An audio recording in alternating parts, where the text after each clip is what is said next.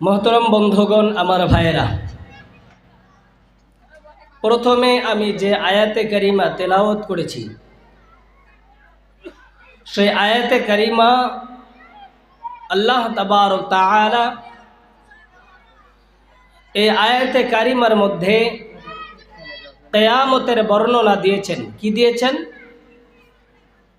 ভাই? সবাই একটু এদিকে ধ্যান দিবেন।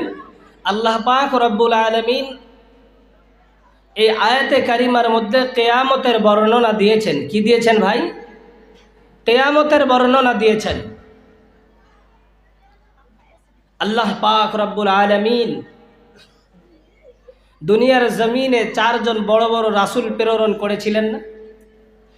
তার মধ্য থেকে সব থেকে আখিরি এবং সব থেকে মর্যাদাশীল রাসূল ছিলেন আমার আপনার নবী মুহাম্মদুর রাসূলুল্লাহ সাল্লাল্লাহু আলাইহি ওয়াসাল্লাম। 4টি বড় বড় কিতাব আল্লাহ তাআলা দুনিয়ার জমিনে নাজিল করেছিলেন।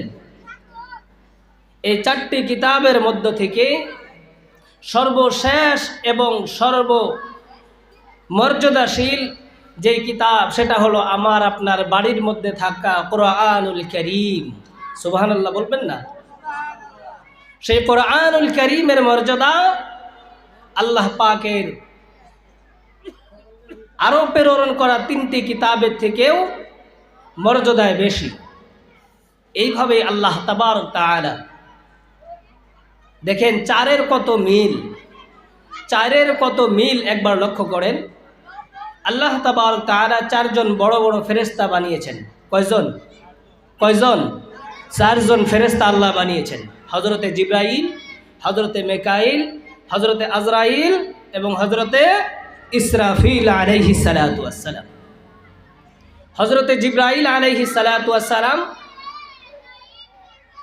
তিনি দুনিয়ার মধ্যে যে রাসূলগণকে যুগে যুগে আল্লাহ তাবারক তাআলা প্রেরণ করেছেন, আল্লাহর কাছ থেকে ধর্মীয় বিধান, আল্লাহর বিধান এনে এনে নবীগণকে জানিয়ে দিয়েছেন। এই বার্তা পিয়নের কাম করেছেন আমার আপনার সবারই ফেরেশতা হযরতে জিবরাইল আলাইহিস সালাতু ওয়াস সালাম। দ্বিতীয় নম্বর ফেরেশতা হযরতে মিকাইল আলাইহিস সালাতু ওয়াস সালাম। তেনাকে আল্লাহ তাবারক তাআলা বৃষ্টির কাজের মধ্যে নিযুক্ত করেছেন। তৃতীয় নম্বরে হযরতে আজরাইল আলাইহিস সালাতু ওয়াস সালাম, যেনার নাম শুনলে আমাদের অন্তরে কাঁপন উঠে যায়, যেনার নাম আমরা শুনতেই ভয় পাই, তিনি হলেন 3 নম্বরে। চতুর্থ নম্বরে আমি বলেছি হযরতে ইসরাফিল আলাইহিস সালাতু ওয়াস সালাম। আল্লাহ পাক রব্বুল আলামিন হযরতে ইসরাফিল আলাইহিস সালাতু ওয়াস সালামকে কোন কাজ দিয়েছেন? হযরতে ইসরাফিল আলাইহিস সালাতু ওয়াস সালামকে আল্লাহ পাক রব্বুল আলামিন যখন বানাইলেন, আল্লাহ পাক রব্বুল আলামিন হযরতে ইসরাফিল আলাইহিস সালাতু ওয়াস সালামকে আল্লাহর আরশে আজিমের নিকটে দাঁড় করাইয়া দিলেন। দয়াময় আল্লাহ তাআলা হযরতে ইসরাফিল আলাইহিস সালাতু ওয়াস সালামকে ডেকে বলেন, হযরতে ইসরাফিল শুনে নাও, আমি আল্লাহ রব্বুল আলামিন বিভিন্ন ফেরেশতাগণকে বিভিন্ন কাজের মধ্যে নিযুক্ত করেছি। হে ইসরাফিল শুনে নাও, আমি আল্লাহ রব্বুল আলামিন তুমি ইসরাফিলকে বানাইলাম, তোমার হাতের মধ্যে আমি আল্লাহ রব্বুল আলামিন একটা সিংহা দিয়ে দিলাম। কি দিলাম? সিংহা দিয়ে দিলাম। এই সিংহাটা মুখে লাগাইয়া গো ইসরাফিল তুমি আমার আরশের নিকটে দাঁড়াইয়া থাকবে। ইসরাফিল তুমি শুনে নাও, আমি আল্লাহ রব্বুল আলামিন যখন তোমাকে হুকুম করব এই সিংহার মধ্যে ফুৎকার দেওয়ার জন্য, ইসরাফিল 1 সেকেন্ড 1 চুল পরিমাণ সময় যাতে তুমি নেও না, তুমি সঙ্গে সঙ্গে এই সিংহার মধ্যে ফুৎকার দিয়ে দেবে। বিশ্বনবী সাল্লাল্লাহু তাআলা আলাইহি ওয়াসাল্লামের হাদিস শরীফের মধ্যে পাওয়া যায়, সিংহাটা দেখতে কিছুটা মোষের সিংহার মতো দেখতে হয়। বন্ধুগণ আমার ভাই, বলতেছিলাম হযরত ইসরাফিল আলাইহিস সালাতু ওয়াস সালামকে দয়াবান আল্লাহ তাআলা আরশে আজিমের নিকটে তেনাকে রেখে দিয়েছেন। আল্লাহ পাক রব্বুল আলামিন সিংহার মধ্যে যখন ফুঁক দিতে বলবেন, ওই সময়ের মধ্যে হযরতে ইসরাফিল আলাইহিস সালাতু ওয়াস সালাম তেনার মুখে লাগানো সেই সিংহার মধ্যে ফুৎকার দিয়ে দেবেন। আমার বন্ধু, আমার ভাই মুসলমান বাবাজি, কি হবে সেই ফুৎকার দেওয়ার কারণে? কি হবে সেই ফুৎকারে, সেই সিংহার ফুঁক দেওয়ার কারণে? কি এমন কাজ হবে গো যেই কারণে আল্লাহ একজন ফেরেশতা নিযুক্ত করলেন?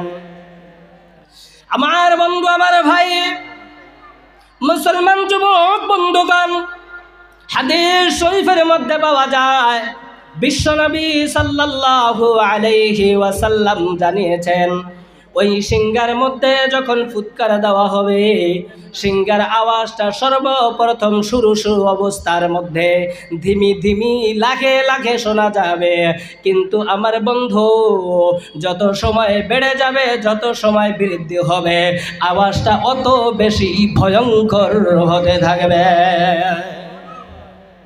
আমার বন্ধু, আমার মুসলমান বাবাজি, আল্লাহ পাক রব্বুল আলামিন কুরআনুল কারীমের মধ্যে সেই হালতের কথা বর্ণনা করলেন।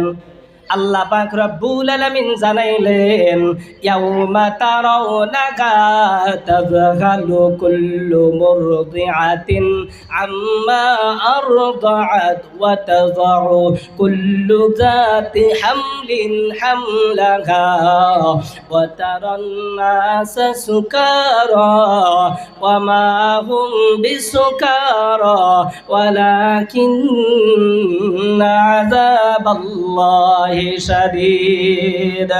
দয়াবান আল্লাহ তাআলা পবিত্র কুরআনুল কারীমের এই আয়াতে কারিমার মাধ্যম দিয়ে বিশ্বের মানুষকে জানিয়ে দিলেন, শুনে নাও বিশ্বের মানুষ, আমি আল্লাহ রব্বুল আলামিন যে একজন ফেরেশতা নিযুক্ত করেছি, সেই ফেরেশতা যখন তার সিংহার মধ্যে ফুৎকার দিয়ে দেবে, হে দুনিয়ার মুসলমান ব্যক্তিরা, হে দুনিয়ার জমিনের সকল জাতির মানুষেরা, হে দুনিয়ার জমিনে সকল জিন এবং ইনসান জাতির সকল মখলুকেরা শুনে নাও, এই সিংহার মধ্যে ফুৎকার দিতে দেরি গো, দুনিয়ার মধ্যে হালচাল মচে যাওয়ায় একটু সময় নেবে না। তো আমার আল্লাহ তাআলা বলেন, ইয়াউমা তাওলাকা তাযহালু কুল্লু মুরদিআতিন আম্মা আরদাআত ওয়া তাযউ কুল্লু যাতি হামলিন হামলাহা। আল্লাহ পাক রব্বুল আলামিন বলেন, হে বিশ্বের মানুষেরা শুনে নাও, ওই দিন যখন সিংহার মধ্যে ফুৎকার দেওয়া হবে, তোমরা দেখতে পাইবে রে বান্দা, ইয়াউমা তারাউনাহা, তোমরা সেই দিন দেখতে পাইবা তাযহালু কুল্লু মুরদিআতিন আম্মা আরদাআত, ওই দিন যেই সমস্ত গর্ভবতী মারা রয়েছে, সেটা চাহে মানব জাতি হোক, সেটা চাহে জিন জাতি হোক, ওই মানব জাতি হোক অথবা জিন জাতি হোক, নাই বা কোনো ধরনের পশু পাখির মা হোক, প্রত্যেকটি গর্ভবতী ওই মাগুলো নিজের গর্ভের সন্তানগুলো প্রসব করে দিবে, কিন্তু তারা নিজেরা ওই ভয়াবহ আওয়াজে নিজের ভয় এমনটা ঢুকে যাবে, প্রসব হয়ে যাবে, কিন্তু টের পাবে না। আমার মুসলমান বাবাজি, ও আমার যুবক বন্ধু, একটু গভীর মনোযোগ দিয়ে চিন্তা করে দেখো, ওই ভয়াবহ অবস্থা কেমন হবে। আমার বন্ধু, হাদিস শরীফের ব্যাখ্যায় পাওয়া যায়, মুহাদ্দিসিনে কিরাম লেখেন, ওই ভয়াবহ অবস্থা এমন হবে গো, হরিণ এবং বাঘ দুটি একসঙ্গে থাকবে, কিন্তু কেউ কারো উপরে হামলা করার কথা মনে করবে না।